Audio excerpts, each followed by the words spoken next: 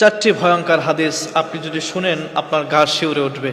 এক নম্বরে রাসূল সাল্লাল্লাহু আলাইহি ওয়াসাল্লাম বলেছেন, যদি কোনো ব্যক্তি কারোর গুনাহ দিয়ে খোঁচা দেয় যে তুই তো এই গুনাহ করেছিস, তুই গুনাহগার, তুই পাপী, এমনভাবে যদি কাউকে খোঁচা দেয়, তাহলে যতক্ষণ পর্যন্ত ওই গুনাহ ওই বান্দা না করে ততক্ষণ পর্যন্ত আল্লাহ তাআলা তাকে মৃত্যুবরণ করান না।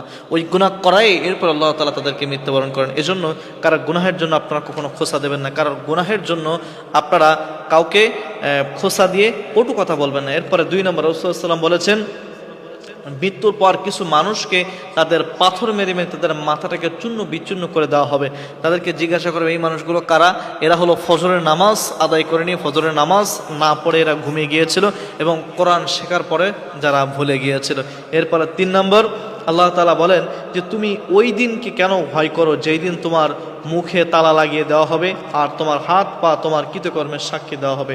সূরা ইয়াসিনের 65 নম্বর আয়াতের ভিতর আল্লাহ তাআলা বলছেন কিয়ামতের দিন আল্লাহ তাআলা কি করবেন?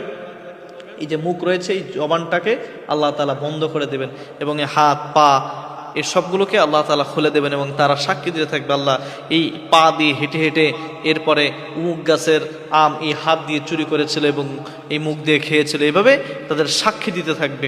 এভাবে আপনার কৃতকর্মের সাক্ষী সেই দিন আপনার সমস্ত অঙ্গ প্রত্যঙ্গগুলো দিতে থাকবে কোনটা দিয়ে আপনি কি অন্যায় করেছেন।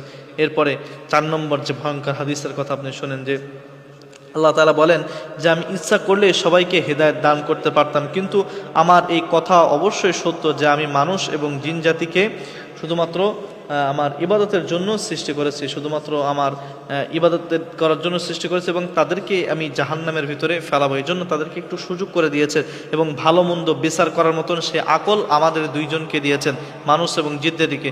আপনার কিন্তু যারা চতুষ্পদ জন্তু আছে তাদেরকে কিন্তু আকল দেন নাই, এজন্য আমাদেরকে আকল দিয়ে পাঠিয়েছেন এবং বলে দিয়েছেন যে এইটা সঠিক পথ, এইটা বেঠিক পথ, এইটা করলে তুমি জাহান্নামে যাবা, এই কাজটা করলে তুমি জান্নাতের ভিতরে যাবা। আমাদের জন্য 2টা পথই উন্মুক্ত করে দিয়েছেন। এখন আপনি আমি যে পথটা বেছে নেব সেটাই আপনার আমার জন্য মঙ্গল হবে, যদি ভালো পথ বেছে নিই, আর যদি আপনি আমি খারাপ পথ বেছে নিই আপনার আমার জন্য অমঙ্গল হবে, আপনি আমি জাহান্নামে চলে যাব। এজন্য আল্লাহ তাআলা এই বিষয়গুলো আমাদেরকে দিয়েছেন যে 4টা হাদিস, অবশ্যই আপনারা এই 4টা বিষয় থেকে আপনারা মুখ ফিরিয়ে নিন। এই 4টা বিষয় আপনারা মাথায় রাখবেন এবং 4টা বিষয়ে আমল করার